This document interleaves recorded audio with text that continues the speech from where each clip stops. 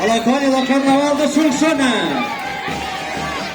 amb el gegant boig, la geganta boja, el Bojos i la geganteta.